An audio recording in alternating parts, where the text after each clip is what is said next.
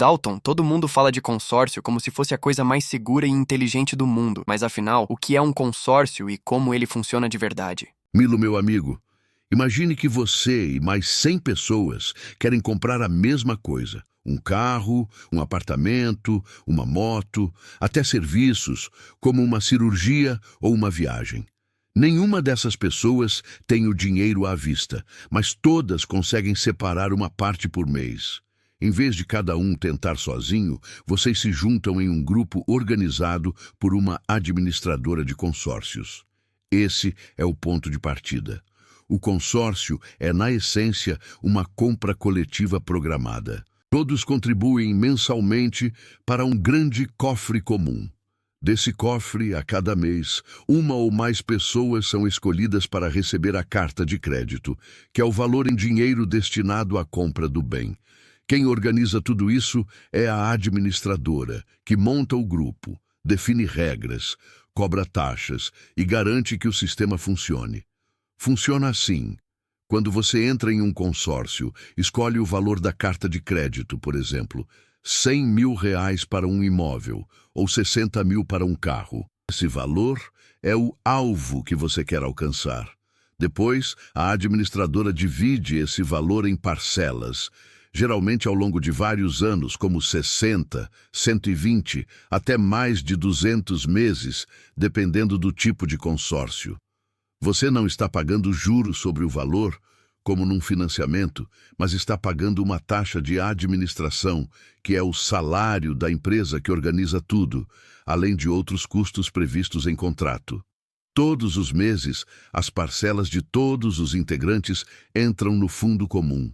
Parte desse dinheiro serve para contemplar alguns participantes, ou seja, entregar a carta de crédito para eles, e outra parte vai cobrindo taxas, reservas e despesas do grupo. A contemplação é o momento mais esperado. Ela pode acontecer de duas formas principais: por sorteio ou por lance. No sorteio, todos os participantes que estão em dia concorrem de forma igual.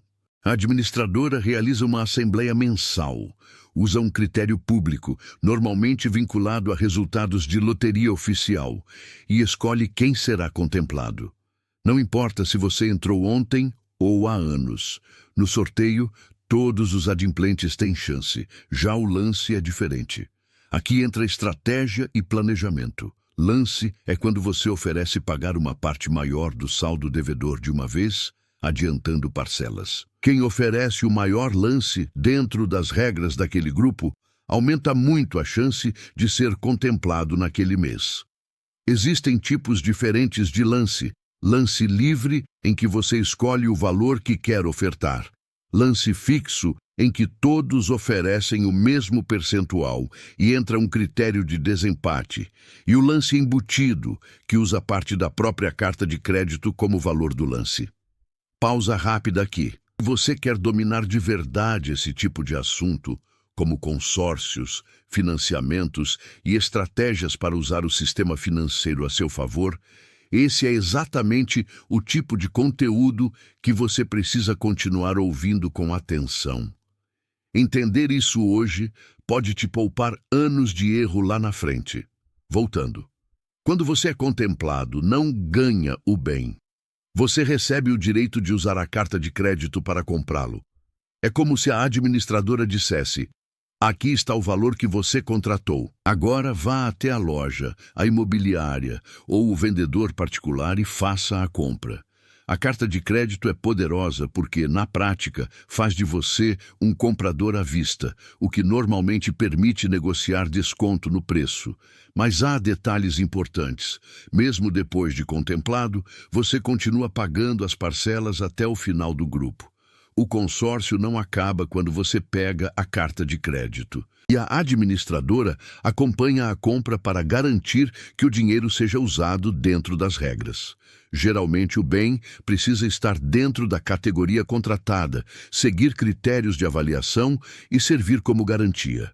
No caso de imóvel e veículo, é comum que o próprio bem comprado seja dado em garantia até o fim do plano. Outra coisa importante é o reajuste. Em muitos consórcios, principalmente de imóveis, o valor da carta de crédito e das parcelas é corrigido por algum índice de inflação ou por tabela de preços do bem.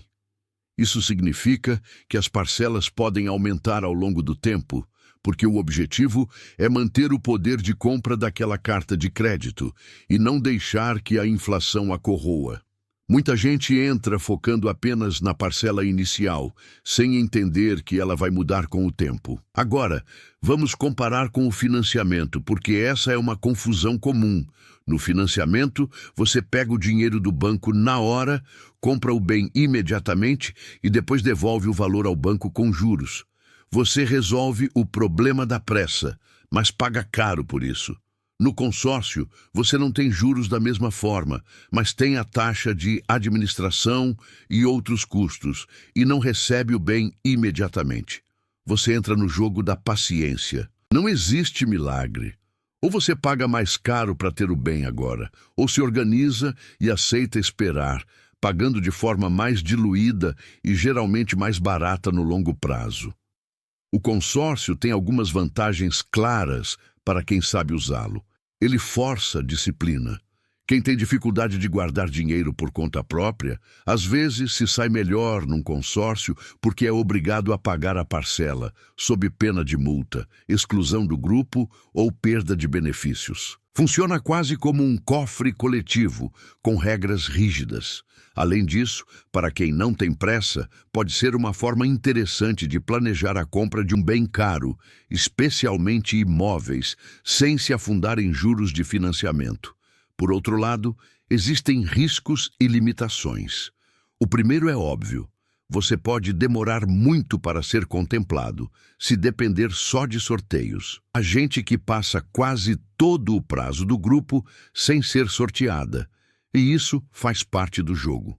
Por isso, muitos participantes planejam lances futuros, guardando dinheiro à parte para aumentar as chances em determinados momentos. O problema é que nem todo mundo consegue manter essa disciplina dupla, pagar a parcela e ainda formar uma reserva para dar lance. Outro risco é a inadimplência dentro do grupo. Se muita gente deixa de pagar, o volume de dinheiro mensal cai e o ritmo de contemplações pode diminuir. A administradora tem mecanismos para lidar com isso, mas o fato é que o comportamento coletivo impacta o grupo inteiro. Por isso, é importante avaliar a reputação da administradora, o histórico de grupos anteriores e o nível de transparência na comunicação. Também existe a ilusão de tratar consórcio como se fosse investimento. Consórcio não é investimento. Ele não foi feito para gerar lucro financeiro, e sim para organizar uma compra parcelada em grupo. Se você tem disciplina para investir por conta própria, colocar dinheiro em boas aplicações e depois comprar o bem à vista, talvez consiga um resultado melhor do que num consórcio. O consórcio faz mais sentido para quem precisa de uma estrutura obrigatória de pagamento e não confia tanto na própria disciplina. Outro ponto que pouca gente observa é a burocracia.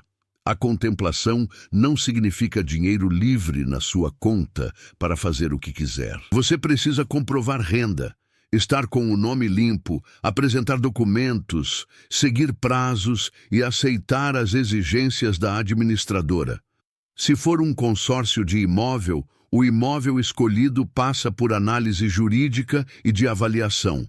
Se for veículo, precisa estar dentro de regras de ano, modelo, procedência. Quem acha que vai usar a carta de crédito de forma totalmente flexível, muitas vezes se decepciona. E tem as taxas. Taxa de administração, fundo de reserva, seguros. Cada contrato tem sua estrutura. A taxa de administração é o pagamento pelo serviço da administradora durante todo o plano. O fundo de reserva é uma espécie de segurança do grupo contra inadimplência e imprevistos. E podem existir seguros embutidos.